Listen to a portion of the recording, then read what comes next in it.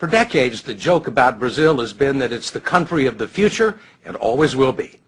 Despite enormous natural resources, it has long displayed an uncanny ability to squander its vast potential. Now, it's beginning to look like Brazil might have the last laugh. While most of the world is consumed with debt and unemployment, Brazil is trying to figure out how to manage an economic boom. It was the last country to enter the Great Recession, the first to leave it, and is poised to overtake France and Britain as the world's fifth largest economy. Its outgoing president may be the most popular politician on the planet, and with the World Cup and the Olympics on the way, Brazil is about to make its grand entrance on the global stage. The story will continue in a moment.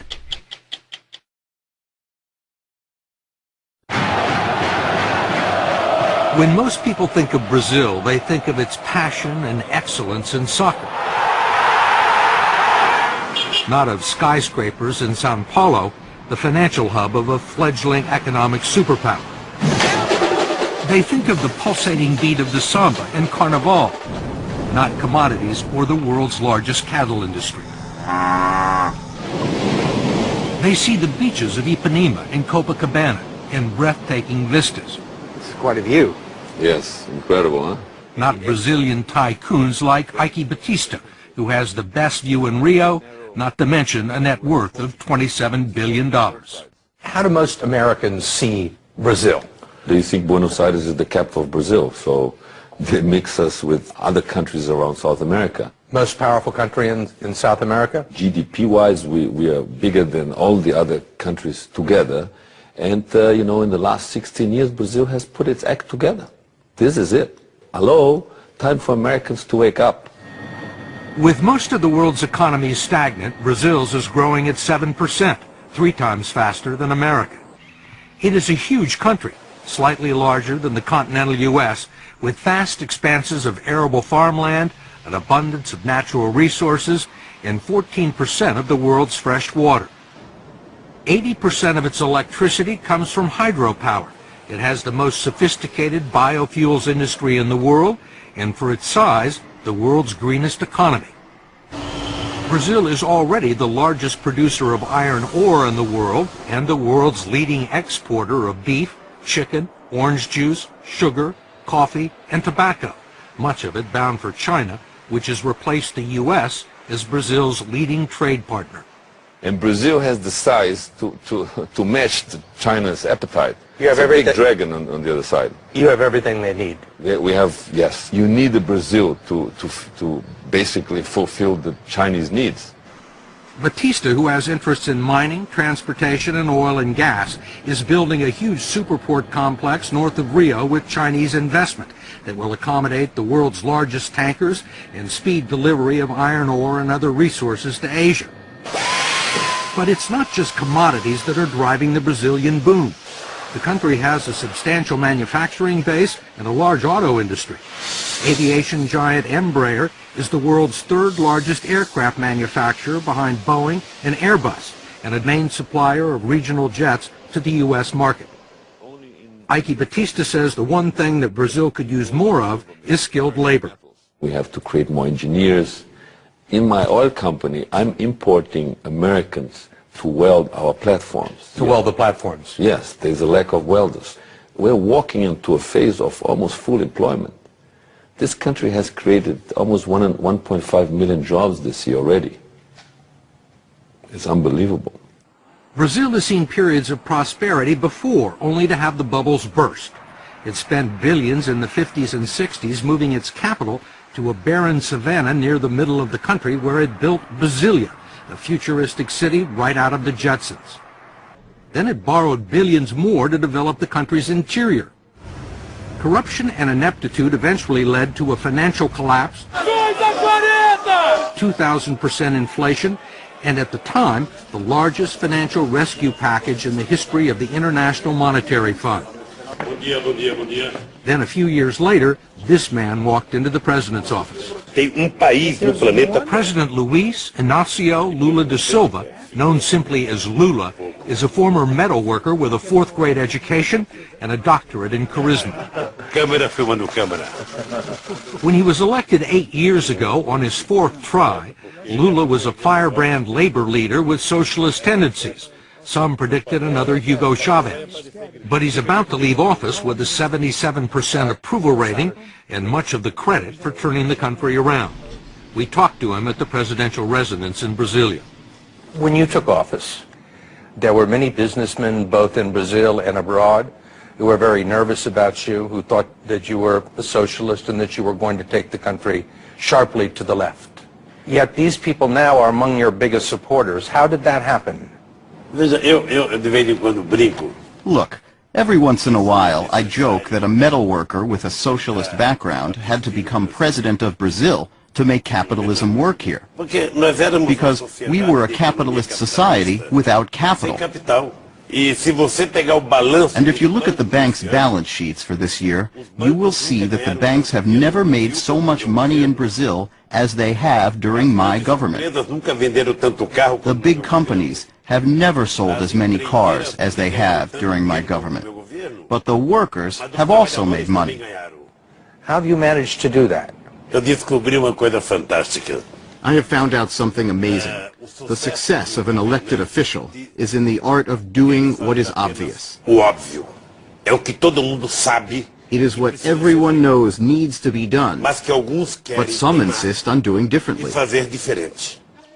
One thing obvious to Lula was the social and economic chasm separating Brazil's rich and poor. He gave the poor families a monthly stipend of $115 just for sending their children to school and taking them to the doctors. The infusion of cash helped lift 21 million people out of poverty and into the lower middle class, creating an untapped market for first-time buyers of refrigerators and cars. But he was also far friendlier to business than anyone expected, encouraging growth and development and maintaining conservative fiscal policies and tight banking regulations that left Brazil unscathed by the world financial crisis. Lula was the right man at the right time, it seems. You have to admit it. You know, he's a kind of pop star.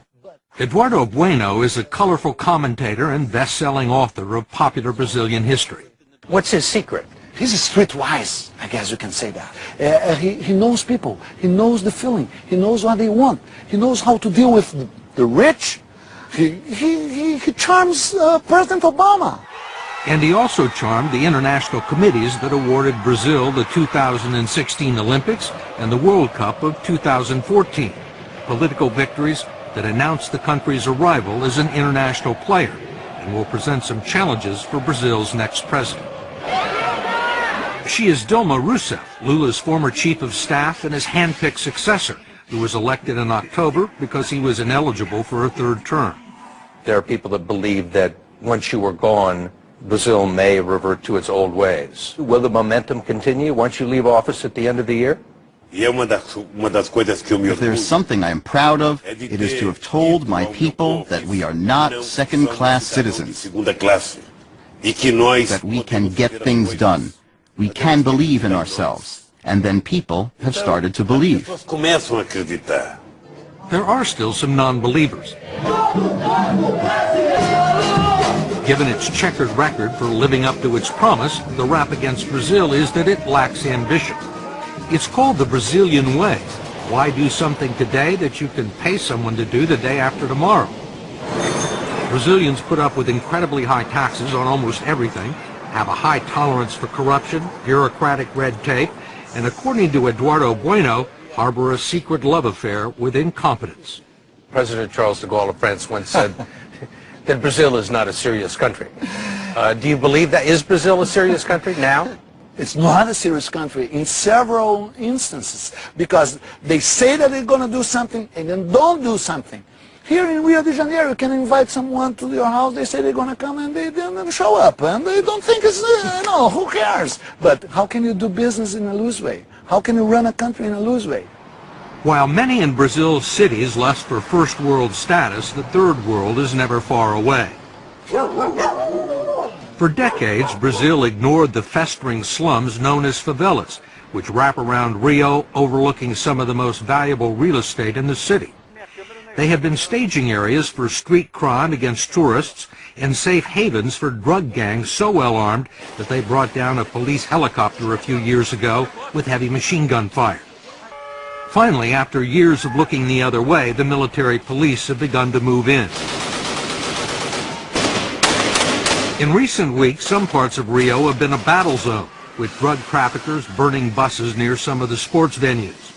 But so far, the police have pacified 13 of the most dangerous favelas, and there are 27 more to go. This is a revolution. I myself did not believe this 3 years ago. There is a solution for slums all over Brazil.